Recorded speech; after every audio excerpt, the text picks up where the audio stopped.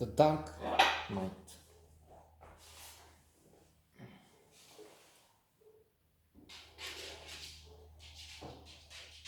Um, Memorable motion picture. A classic indeed. This note is pointless in particular, in that it adds to an already crowded stadium of voices. But this is also the type of film that we cannot ignore. Even if it's part of a series, Batman, Superman, Avengers, comic book characters, comic book inspired movies that I personally reject. It's not that I'm not a fan, I don't watch them on principle. Godzilla vs. Kong. Come on. No. There are much better pictures. Let's just mention something I've seen recently. It's on the blog. Subscribe, share, like.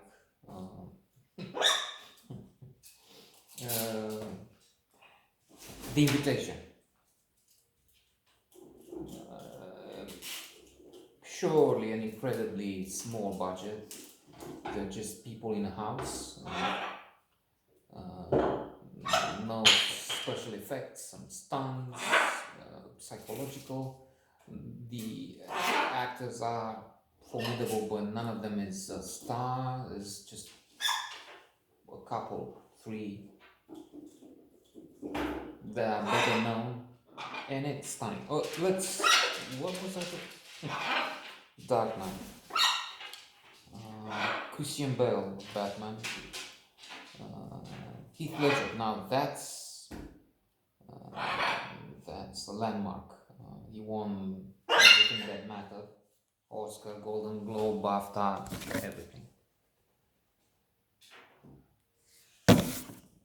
But as a dead artist, because by the time these awards were given, he was, alas, a young man.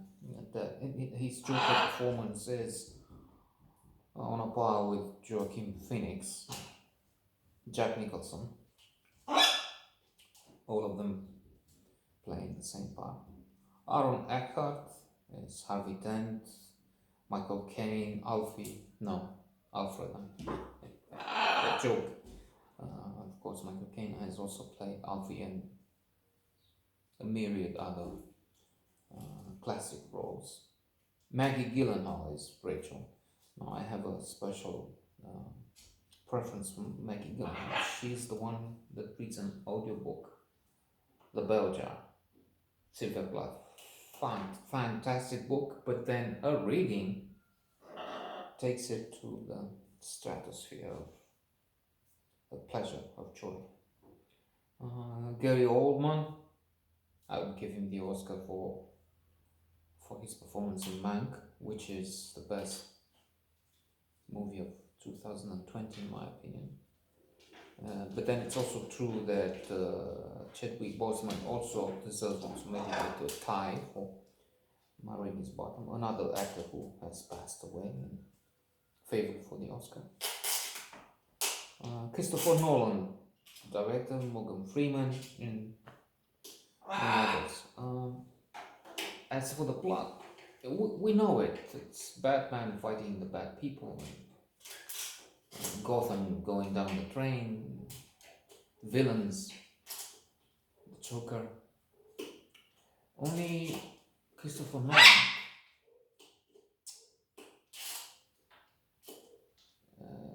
this production is different. It makes it more interesting. So indeed, I said Batman, Superman are not my cup of tea.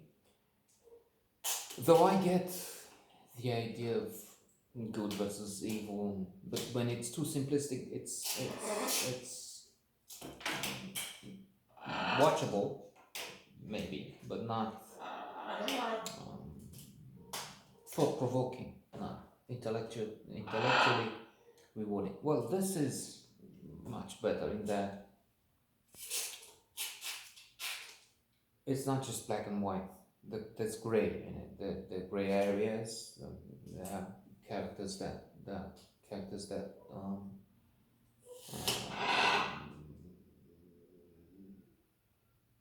move from the right to the left, from right to wrong, and that's Harvey Dent. He is the prosecutor, a symbol of the fight against mafiosi, against Carmine, against villains.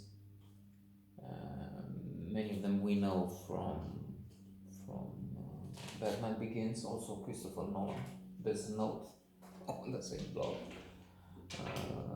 posted maybe a week ago. But then